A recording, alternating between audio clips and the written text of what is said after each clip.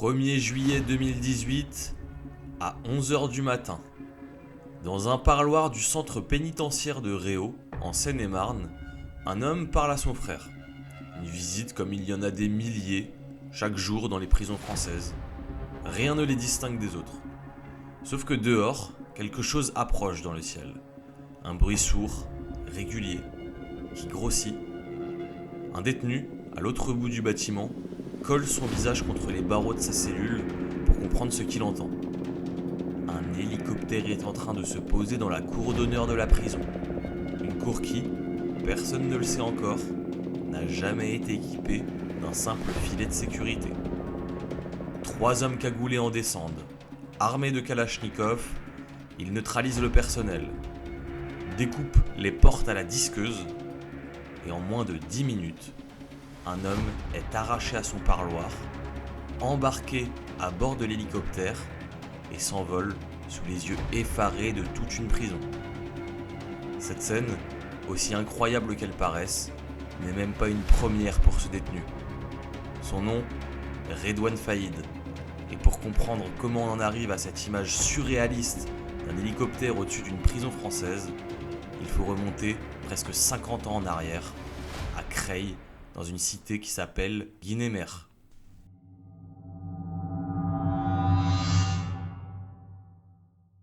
Redouane Faïd naît le 10 mai 1972 à Creil dans l'Oise. Il grandit dans la cité Guinémer au sein d'une famille nombreuse originaire d'Algérie. 8 frères, 3 sœurs, une enfance modeste dans une ville industrielle qui voit ses usines fermer les unes après les autres. Ce qu'il faut comprendre avant tout, c'est que Redouane Faïd n'est pas un cancre livré à lui-même. Il est scolarisé au lycée Jean Rostand de Chantilly, un adolescent qui, comme tant d'autres à cet âge, hésite encore sur ce qu'il veut devenir. Il dira lui-même, des années plus tard, qu'enfant, il rêvait tour à tour de devenir gendarme ou voleur. Ce qui va faire pencher la balance, ce sont les films. Une fascination presque dévorante pour le cinéma américain de gangsters. Heat de Michael Mann, ce duel obsessionnel entre un braqueur de génie et un flic tout aussi acharné.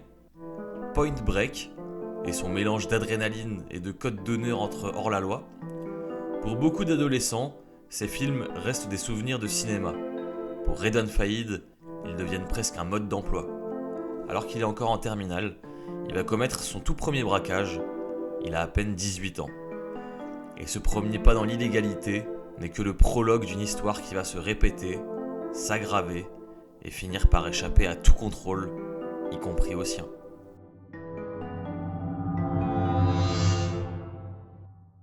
Dans les années 1990, Faïd commence modestement par de simples cambriolages. Mais très vite, il comprend qu'il existe une cible bien plus lucrative et bien plus dangereuse, le fourgon blindé. Attaquer un fourgon blindé, ce n'est pas un coup de tête, c'est un métier. Il faut étudier les trajets pendant des semaines, comprendre les habitudes des convoyeurs, anticiper seconde par seconde la réaction des forces de l'ordre. Une erreur de timing et tout peut basculer dans le sang. D'ailleurs, si les fourgons blindés vous intéressent, vous pouvez cliquer sur le carré qui s'affiche maintenant pour voir l'histoire de Tony Musulin, le convoyeur de fonds qui a disparu avec un fourgon de plus de 10 millions d'euros. Aussi, je profite d'avoir votre attention, si vous pouvez vous abonner, pour vous c'est gratuit, pour moi ça m'aide énormément. Donc s'il vous plaît, ce petit geste, il est important pour moi. Allez, on retourne à nos moutons. En 1997, sa bande frappe un fourgon à Villepinte, en Seine-Saint-Denis. Faïd et ses complices portent des masques de hockey. Encore une fois, une esthétique tout droit sortie du cinéma américain, presque une signature. Le butin, plus de 410 000 euros. Mais cette fois, la police finit par remonter la piste jusqu'à lui. Il est arrêté en 1998 et la sanction judiciaire tombe. Vertigineuse pour un homme qui n'a pas encore 30 ans, 18 ans de prison pour violence aggravée et séquestration, 12 ans supplémentaires pour ses activités de saucissonneur, cette méthode glaçante qui consiste à ligoter des responsables de banque ou de bijouterie pour les forcer à ouvrir un coffre, et 15 ans de plus pour l'attaque de Villepinte elle-même. Un empilement de peines qui, sur le papier, devrait le maintenir derrière les barreaux pour le restant de sa vie. Ce que personne n'imagine encore, c'est que Redouane Faïd va tenter quelque chose de bien plus inattendu qu'une évasion. Il va essayer de convaincre tout un système judiciaire qu'il est devenu quelqu'un d'autre.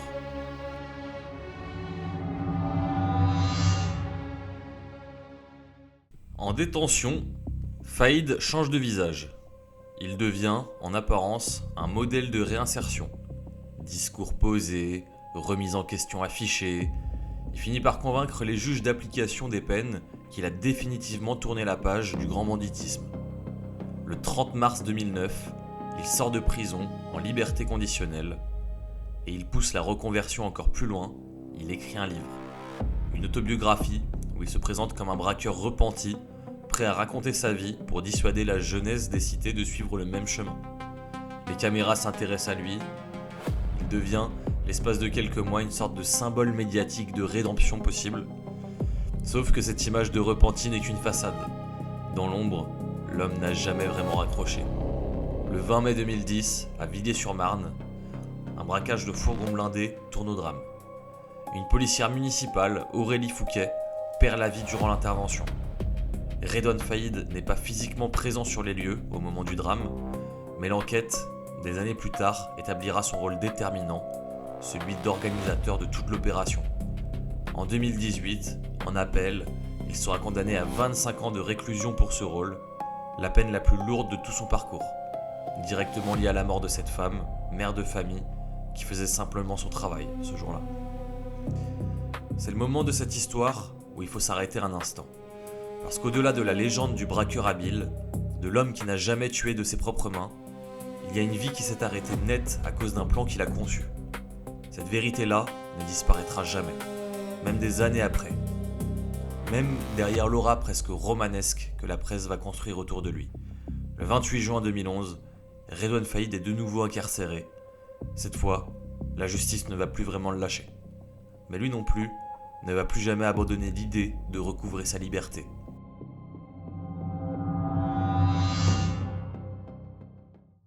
Le 13 avril 2013, un parloir comme tant d'autres au centre pénitentiaire de Séquédin dans le Nord, Redouane Faïd sort une arme de poing.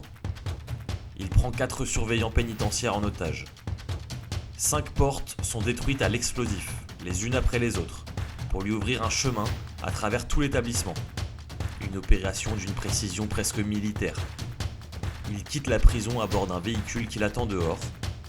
Et voici un détail qui compte dans la construction du personnage. Tous les otages sont libérés sains et saufs. Faïd n'a jamais cherché, dans ses évasions, à faire couler le sang. C'est une nuance qu'il cultive lui-même, consciemment, celle du braqueur habile, presque chevaleresque à sa manière, plutôt que du criminel sanguinaire. Une image qu'il soigne comme une mise en scène. Sa cavale dure 1 mois et demi. Traqué, cerné, il est finalement localisé et arrêté dans un hôtel de la région parisienne.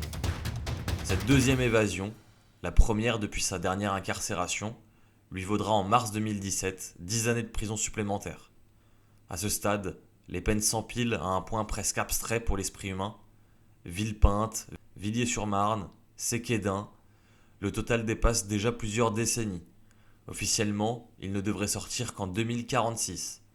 Mais l'histoire, elle, est loin d'être terminée.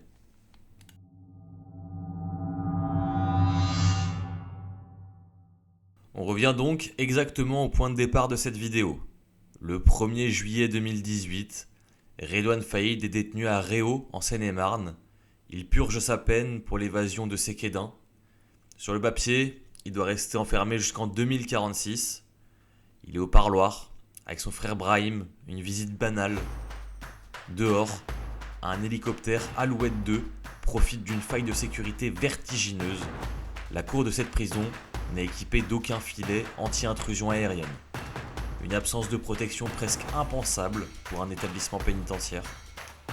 3 complices cagoulés, armés de Kalachnikov, exécutent l'opération avec un sang-froid glaçant. Le pilote de l'appareil, un professionnel du nom de Stéphane Baye, est pris en otage et forcé sous la menace directe d'une arme pointée sur sa tête de participer malgré lui à toute l'opération. Pendant qu'un des hommes reste à bord, arme braquée sur le pilote, les 2 autres pénètrent dans l'établissement. Des fumigènes couvrent leur progression, Il découpe les portes à la disqueuse et récupère Faïd directement dans la salle du parloir, sous les yeux de son propre frère. 10 minutes, c'est le temps qu'il aura fallu pour toute l'opération. Personne n'est blessé, l'hélicoptère, puis les véhicules utilisés pour la fuite, seront retrouvés incendiés dans plusieurs communes du Val d'Oise et de l'Oise. Une méthode calculée pour effacer toute trace, tout ADN. Les images de cette évasion, filmées à la dérobée par un autre détenu à travers des barreaux, font le tour du monde en quelques heures. Redouane Faïd devient presque malgré lui une légende vivante du fait divers français. Un homme qui semble avoir fait sortir de l'écran les films qui, adolescent, l'avaient façonné. Mais derrière la fascination médiatique, une question obsède les enquêteurs. Combien de temps la traque va-t-elle durer cette fois ?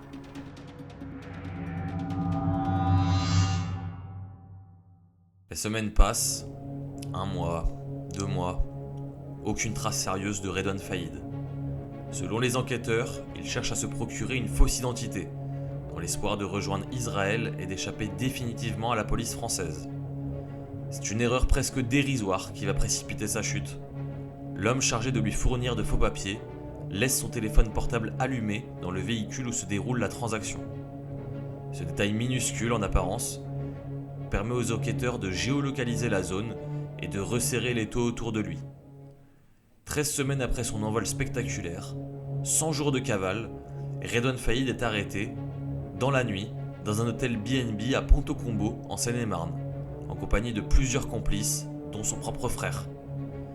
Il est aussitôt placé en quartier d'isolement de la maison d'arrêt de Fleury-Mérogis. La menace judiciaire qui pèse désormais sur lui est énorme, la réclusion criminelle à perpétuité. Il faudra attendre 5 ans pour que la justice française juge cette deuxième évasion spectaculaire. Le procès s'ouvre le 5 septembre 2023 devant la cour d'assises de Paris, dans le palais de justice historique de l'île de la Cité, sous une sécurité exceptionnelle.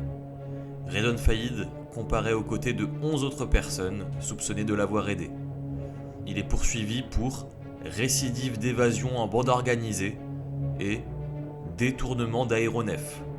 Le procès s'étend sur près de 7 semaines jusqu'au 20 octobre 2023. Au terme de l'audience, Redouane Faïd est condamné à 14 années de réclusion supplémentaire, un chiffre qui vient s'ajouter à un empilement de peines qui donne littéralement le vertige. 15 ans pour Villepinte, 12 ans pour ses activités de saucissonneur, 10 ans pour l'évasion de Séquedin, 25 ans pour son rôle dans la mort d'Aurélie Fouquet à Villiers-sur-Marne, et maintenant 14 ans de plus pour l'évasion en hélicoptère. D'après les calculs des autorités pénitentiaires, Redouane Faïd ne devrait théoriquement sortir de prison qu'en 2057. Il aura alors 85 ans. En additionnant toutes ces périodes de détention depuis 1998, entrecoupées de ces 2 cavales, l'homme aura déjà passé plus de 17 ans de sa vie, privé de liberté, bien avant même cette dernière condamnation.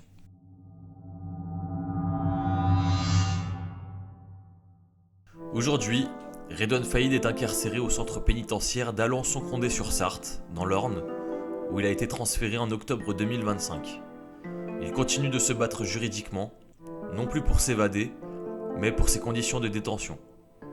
En mai 2026, une juge d'application des peines lui a donné raison sur le caractère indigne de sa prise en charge administrative dans cet établissement. Redouane Faïd n'est plus, aujourd'hui, cet homme filmé s'envolant en hélicoptère sous les yeux du monde entier. C'est un homme de plus de 50 ans qui mène désormais ses combats depuis une cellule, avec comme seule arme les recours juridiques. Alors, quelle est la vraie leçon de cette histoire ? Peut-être que Redouane Faïd est resté fidèle depuis l'adolescence à ceux qu'il a construits. Une fascination pour la mise en scène, pour le geste spectaculaire, pour l'image du braqueur habile qui n'a jamais versé le sang de ses propres mains. Mais cette mise en scène a eu un prix. Une policière municipale, mère de famille, a perdu la vie à cause d'un braquage qu'il a organisé depuis l'ombre.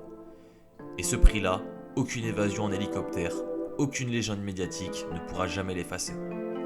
L'adolescent de Creil, qui hésitait, enfant, entre devenir gendarme ou voleur, a fini par incarner les deux à la fois. L'homme le plus recherché de France est celui qui, aujourd'hui encore, continue de se battre, pied à pied, contre l'inquisition qui le retient. Merci encore d'avoir suivi la vidéo. Pensez à vous abonner, mettre un petit like et n'hésitez pas à donner vos retours en commentaire. Allez, à bientôt pour une nouvelle enquête.